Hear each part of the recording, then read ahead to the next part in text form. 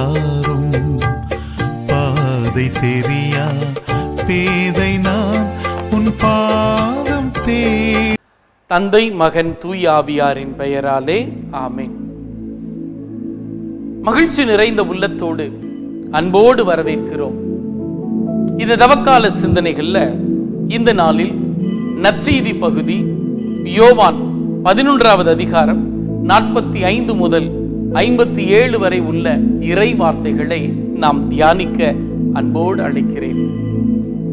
வேதாகமம் அப்படிங்கிறது சட்டங்கள், திட்டங்கள், இறைவன் கொடுத்த கட்டளைகள் அப்படின்னு சொல்லி எல்லாவற்றினுடைய தொகுப்பு வேதாகமம் அப்படிங்கிறது நாம் அறிந்ததே.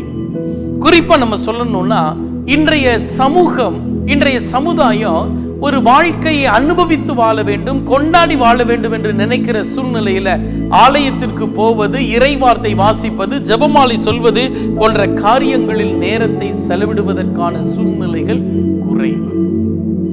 யோவான் நற்செய்தி 10வது அதிகாரம் 10வது இறைவார்த்தை சொல்வது, திருடுவதற்கும் கொள்ளையிடுவதற்குமே அன்றி திருடர்கள் வருவதில்லை, ஆனால் நானோ ஆடுகள் வாழ்வு பெறும் பொருட்டு, அதுவும் நிறைவாழ்வு பெறும் பொருட்டு வந்தேன்னு சொல்லி ஆண்டவர் இயேசு தன் வருகையினுடைய நோக்கத்தை முத்தாய்ப்பாய் பதிக்கிறார்.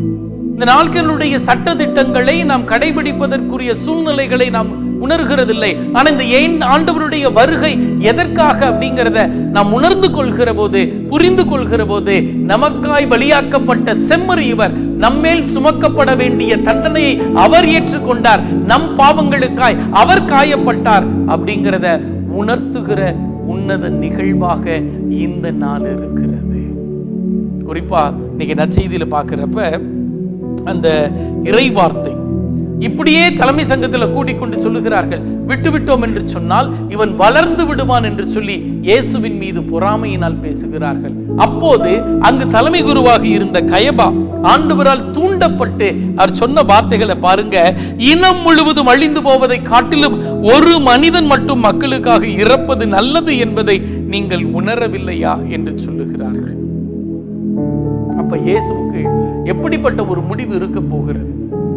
இந்த பொறாமையின் காரணமாக தூண்டப்பட்டு அவர்கள் இயேசுவுக்கு எதிராக எப்படி செயல்படுகிறார்கள் என்பதை நாம் உணர்ந்து கொள்ள வேண்டும். பாருங்க, அடிப்பதற்காகவே வளர்க்கப்பட்ட செம்மறி ஆண்டவர் இயேசு. ரொம்ப அழகா சொல்றாரு, எல்லாத்துக்காகவும்.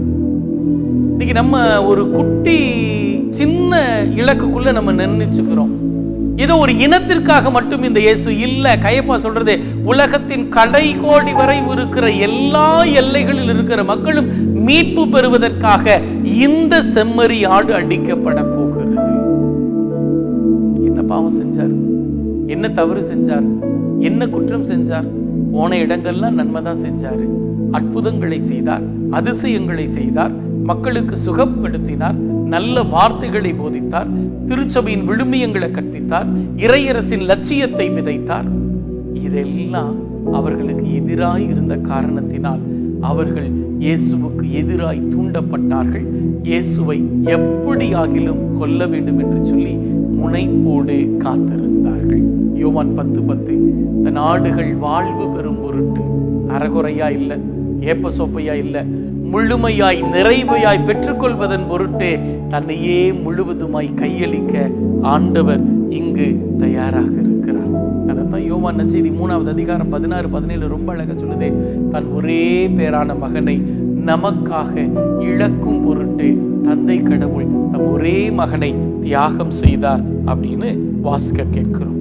ஏதோ யூத மக்களின் நலனுக்காக, ஒரு இனத்திற்காக, ஒரு குலத்திற்காக அப்படின்னு ஒரு அடைபடாமல் உலகின் மீட்புக்காக, ஒட்டுமொத்த உலகத்தின் மாட்சிமைக்காக சொல்லி ஆண்டவர் இயேசு தன்னை முழுவதுமாய் கையளிக்க வருகிறார்.